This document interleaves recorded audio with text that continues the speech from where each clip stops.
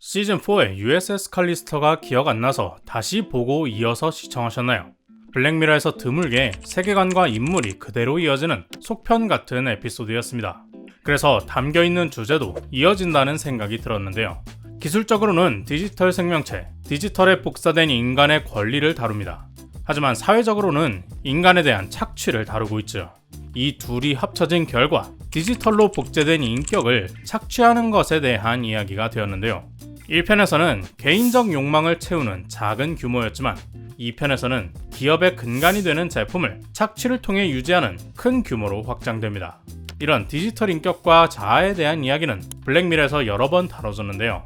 산 주니페로처럼 비교적 긍정적인 이야기도 있었지만 대부분의 이야기는 부정적이고 끔찍한 학대가 묘사되었죠. 그러나 아무리 화면 속 인물이 괴로워해도 여전히 진짜 사람이라고 할 수 있는가 하는 의문이 사라지지 않습니다.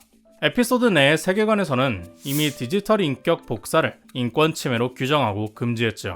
시리즈의 이전 에피소드들에서 범죄자를 디지털로 복사해 감옥에 가두거나 유명인을 복제해 장난감에 넣어 파는 등 돈벌이나 처벌을 위해 쉽게 다루었던 것에 비해서 그나마 인식은 나아진 상황인데요. 죽은 사람의 정신을 복사해 디지털 사후 세계를 만들던 것보다는 진보한 것인지 퇴보한 것인지 헷갈립니다. 하지만 그런 법안이 있다고 해서 모두가 그 권리를 인정하는 것 같지는 않은데요. 현실의 월터는 가상의 자신을 포함해 USS 칼리스터 선원을 모두 죽이려 합니다. 게임의 엔진을 가상 로버트를 이용해 만들었듯 그는 이들을 착취하거나 제거하는데 거리낌이 없죠. 이들이 디지털로 존재해서 그런 것 같지만 사실 월터는 현실의 인간도 가볍게 여깁니다. 그가 한 명의 인간으로 존중하는 건 자기 아들을 포함해 몇 안 되어 보이죠. 로버트의 이름도 마음대로 밥이라고 바꿔 부르고 여자 직원들에게는 추근덕대기나 하고 인턴 직원은 이름도 모르고 커피 머신 취급이나 하는데요. 로버트도 마찬가지입니다. 자기를 무시하는 사람들 DNA를 가져다가 디지털로 복제해 괴롭히며 왕으로 군림하죠. 토미를 볼모로 협박하는 모습은 그 역시 사람을 도구적으로 대하고 착취하는 인물임을 극단적으로 보여줍니다. 현실에서는 월턴이 로버트를, 가상에서는 로버트가 월턴을 착취하죠. 두 세계의 인물들은 같은 DNA를 기반으로 한 존재이지만 자신이 처한 위치와 권력에 따라 정반대의 관계가 됩니다. 이는 누군가 특별히 악한 존재이기보다는 상황에 따라 다른 사람이 된다는 걸 보여주는데요. 두 사람의 공통점은 타인의 고통을 공감하지 못한다는 거죠. 저는 이 에피소드가 디지털 인격을 사람으로 느끼게끔 표현하는 가장 중요한 장치가 바로 고통이었다고 생각합니다. USS 칼리스터 대원들은 배설을 비롯한 기본적인 욕구도 느낄 수 없는데 끔찍하게도 고통의 감각은 살아있어서 말을 듣게 하려고 얼마든지 고문할 수 있죠. 다시 만들어낼 수 있기 때문에 마음대로 죽을 수도 없습니다. 숨을 쉬지 못하는 신체적 고통과 사랑하는 사람을 잃는 정신적 고통 모두 시청자가 쉽게 공감할 수 있는 고통이었죠. 로버트는 현실과 가상 모두 타인의 고통에 무감각한 모습을 보이는데요. 가상의 월터는 현실과 다르게 동료들을 위해 자신을 희생합니다. 그가 천성적으로 나쁜 사람이 아니라는 거죠. 현실의 월터는 돈만 많은 부모 밑에서 모든 걸 돈으로 해결하며 살아온 탓에 타인과 함께하는 것이 뭔지 몰랐을 겁니다. 반면에 가상 월터는 USS 대원들과 공동체 경험을 하는데요. 고통을 공유하고 서로를 위해 양보하면서 다른 사람의 입장을 이해하게 되죠.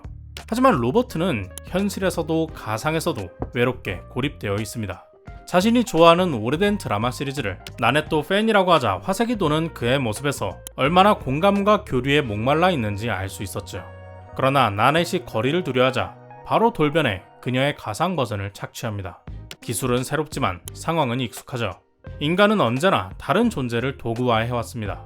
동물을 가축화하고 다른 부족, 민족, 인종을 노예로 부리고 이제 새롭게 나타난 것이 AI를 비롯한 인공지능이죠. 이 에피소드에 나온 것은 온전히 인공지능이라기보다는 디지털로 복제된 인간의 지성이지만 코드로 구성된 것은 동일합니다. 결국 인간이 만든 지성이 자연이 만든 수준의 지성에 도달한다면 똑같이 겪게 될 문제인 거죠. 블랙미러가 늘 그러하듯이 미래의 기술 윤리를 다루고 있지만 사실 아직 현실에서도 해결되지 못한 문제입니다. 기업이 노동자를 착취하는 현실을 게임 속에서 그대로 반복하고 있는데요. USS 칼리스터에 재접속한 현실 월터는 가상 월터인 척하며 함선을 함정에 빠뜨립니다. 그간 대원들이 강도질했던 모든 유저들을 한 번에 게임에 초대해 불러들인 거죠. 여기서 월터는 여전히 고용주, 기업입니다. USS 칼리스터 대원들은 직원이죠. 유저들은 고객입니다. 칼리스터 대원들과 유저들의 갈등은 너무 올라간 현질 비용 때문이었죠.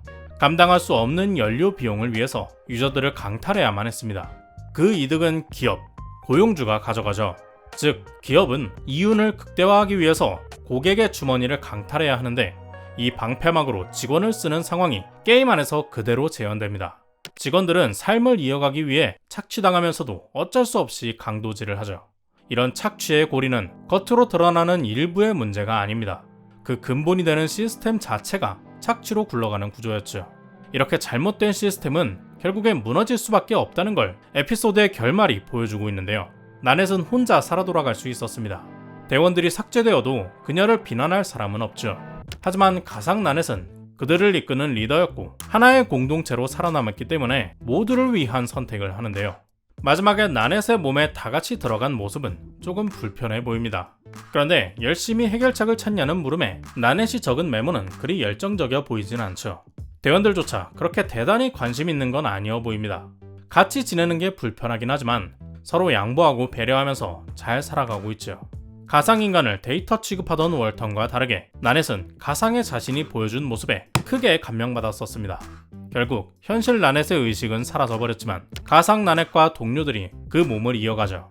그녀의 머릿속에는 옛날 SF 드라마 승무원들이 그렇듯 다양한 사람이 골고루 들어있습니다. 외모만이 아니라 성격과 취향이 다른 여러 사람이 공존하는 모습이죠. 나넷의 육체를 통해서 다시 사회의 모습을 비추고 있는데요. 이 에피소드는 반복적으로 넓은 범위의 사회와 좁은 범위의 관계를 보여줍니다. 온라인의 인피니티 세계와 갇혀있는 USS 칼리스터 세계관, 현실의 착취와 가상의 착취, 현실 사회의 공동체와 가상 세계의 공동체, 서로 대비되면서 완전히 다른 공간처럼 보이지만 그 안에서 벌어지는 일은 똑같습니다. 인공지능이나 안드로이드의 권리를 말하는 많은 창작물에서 적용하는 기준은 지적 능력과 감정의 유무죠. 그러나 이번 에피소드에서 제시한 것은 그들이 고통을 느끼는가 였다고 생각하는데요. 동물이든 식물이든 로봇이든 디지털 코드로 존재하는 무엇이든 고통을 느끼는 존재라면 우리의 인간성은 그것을 공감한다고 생각합니다. 그리고 그런 공감 능력은 사회적 학습을 통해서 길러지죠. 함께 살아가는 세상에서 개인의 권리를 지키기 위해서는 서로를 존중하는 것이 중요하다고 느낀 저는 영탁입니다. 여러분의 생각은 어떤가요? 댓글로 남겨주세요. 구독과 좋아요는 큰 힘이 됩니다. 오늘도 긴 영상 시청해주신 여러분 고맙습니다. Check the mic and make sure it sound right, boys.